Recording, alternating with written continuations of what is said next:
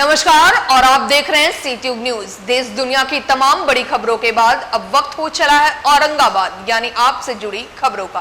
औरंगाबाद जिले के कभी अति नक्सल प्रभावित क्षेत्र, नक्सलियों का गढ़ माने जाने वाला मदनपुर प्रखंड के दक्षिणी उमगा पंचायत, जहां से अब शिक्षा की अलख जाग रही है।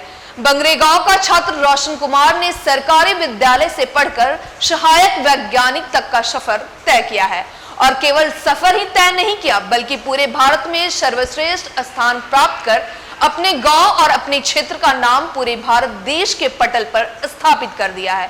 ये सब उसने सरकारी विद्यालय से पढ़कर ही हासिल किया है। रोशन, तुम मदनपुर की धरती से आते हो और मदनपुर के भी लाल इलाका और दक्षिणी उमगा से आते हो।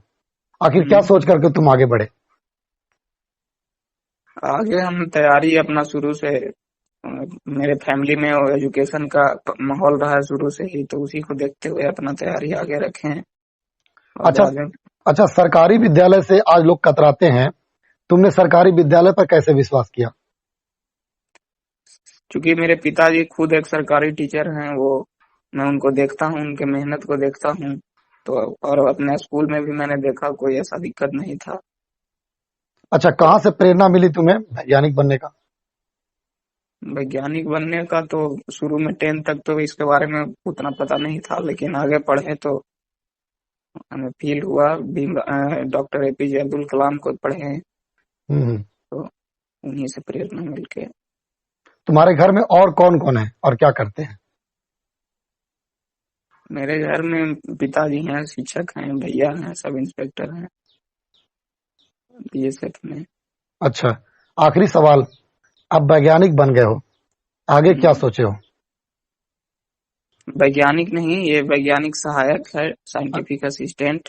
अच्छा, और तो वही आगे वैज्ञानिक तक पहुंचने का एम है मेरा। ओके, बात करने के लिए बहुत बहुत धन्यवाद Roshan. Okay, thank you. CTube institute of technology में आज टीचिंग टेक्निकल इंग्लिश पर एक दिवसीय कार्यशाला का आयोजन किया गया। कार्यशाला में गया कॉलेज गया के अंग्रेजी संकाय के विभागाध्यक्ष डॉक्टर अरविंद कुमार सुनील और गवर्नमेंट फार्मेसी कॉलेज पटना के पूर्व प्राचार्य प्रोफेसर शैलेंद्र कुमार ने छात्रों को भाषा का महत्व और उसकी उपयोगिता समझाई। डॉक्टर वीरेंद्र ने जहां अपने व्याख्यान में छात्रों को टेक्निकल इंग्लिश बोलने और लिखने के गुण बताए, वहीं प्रोफेसर शैलेंद्र ने अपनी जीवनी से जोड़कर भाषाओं के महत्व पर प्रकाश डालते हुए कहा कि हर भाषा का अपना अपना महत्व और गरिमा होती है। किसी भी भाषा का सम्मान हर हाल में होना चाहिए। औरंगाबाद देव बाजार में शनिवार को गैस चूल्हा बनाने के दौरान दुकानदार ने एक ग्राहक की जमकर पिटाई कर दी, जिससे एक युवक गंभीर रूप से जख्मी हो गया। जख्मी युवक की पहचान देव बाजार स्थित सीता लाल गली निवासी महेश कुमार के रूप में हुई है। जानकारी के मुताबिक महेश शुक्रवार को गैस चूल्हा बनाने के लिए देव बाजार के एक दुकानदार के पास गया हुआ था। चूल्हा बनाने के दौरान दुकानदार चूल्हे को तोड़ दिया, जिससे महेश पैसा देने से इनकार कर चला गया और किसी दूसरे दुकान पर जाकर चूल्हा बनाने की बात कही। इसी बात को लेकर दोनों के बीच बहसाबहसी शुरू हो गई। मामला धीरे धीरे तुल पकड़ लिया। आवेश में दुकानदार और उसके अन्य साथियों ने जमकर पिटाई कर दी, जिससे वो गंभीर रूप से जख्मी हो गया। घटना के बाद परिजनों द्वारा महेश को इलाज के लिए सामुदायिक स्वास्थ्य केंद्र देव ले जाया गया, जहां से डॉक्टर ने प्राथमिक उपचार के बाद गंभीर स्थिति में सदर अस्पताल औरंगाबाद रेफर कर दिया। फिलहाल इस घटना की सूचना देव थाना पुलिस को दे दी गई है। रफीगंज प्रखंड के काशमा थाना क्षेत्र के गम्हरिया गांव में दीवार की मिट्टी उठाने को लेकर दो गोतनी के बीच मारपीट हुई, जिसमें उसी गांव के निवासी शैलेश यादव की पत्नी रीना देवी गंभीर रूप से जख्मी हो गई, जिसका इलाज के दौरान मौत हो गया। शुक्रवार की देर रात सदर अस्पताल में पोस्टमार्टम कराने पहुंचे परिजनों ने बताया कि गुरुवार की दोपहर गिरे हुए दीवार की मिट्टी उठाने को लेकर दो गोतनी के बीच मारपीट हुई, जिसमें रीना देवी गंभीर रूप से जख्मी हो गई। परिजनों द्वारा उसे इलाज के लिए पास के ही एक निजी क्लिनिक में भर्ती कराया गया। शुक्रवार की सुबह रीना अचानक मूर्छित हो गई। हालत में सुधार नहीं होने के बाद इलाज के लिए गया ले जाया जा रहा था, लेकिन बीच रास्ते में ही उनकी मौत हो गई।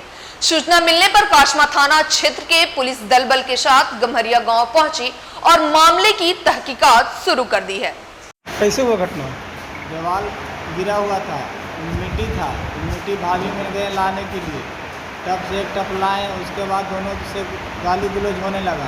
उसके बाद थोड़ा देर के बाद मारपीट भी शुरू हो गई। भाभी को मार कर कुदारी के बेट से माथा फाड़ दिया। भाभी को फ़ोन किया, हमको लेकर किसी आइए, तो हम गए से हम अपना टोटो से लेके गए सोची बीघा हॉस्पिटल लेके गए, तो कहने डॉक्टर ने 7 गो टाका दिए। उसके बाद लेके चला आए घर लेके आए, तो उसके बाद फिर एक दिन की बात सुबह हुआ, वो बोल बेहोश थे, तो फिर हम कसमा थे तो फ़ोन किया मेरा भतीजा लोग, किसी चाचा से जिसे चाची को फिर बेहोश हो गए, तो फिर इनको हम लेकर आए, तो कसमा लेकर आए तो डॉक्टर ने बोले कि नहीं यहाँ ठीक नहीं होगा, से गया ले जाओ। गया लेके जा रहे थे, रास्ते में ये हो गया।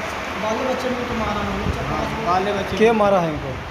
बड़ भाभी मारे हैं। क्या नाम हुआ आपका? हमारा नाम हुआ राम कुमार।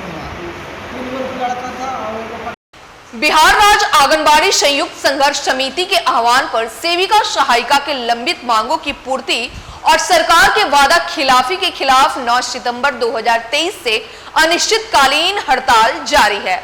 आज औरंगाबाद बिहार की सदर बाल विकास परियोजना कार्यालय के समक्ष धरना प्रदर्शन आयोजन किया गया, जिसकी अध्यक्षता कार्यकारिणी अध्यक्ष कुमारी वीणा देवी और संचालन मुन्नी देवी के द्वारा किया गया।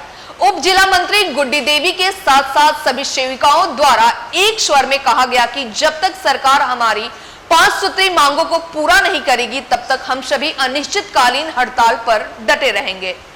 अभी के लिए हमें दीजिए इजाजत और देखते रहिए क्षितियोग न्यूज। कल फिर हम हाजिर होंगे ताजा तरीन खबरों के साथ।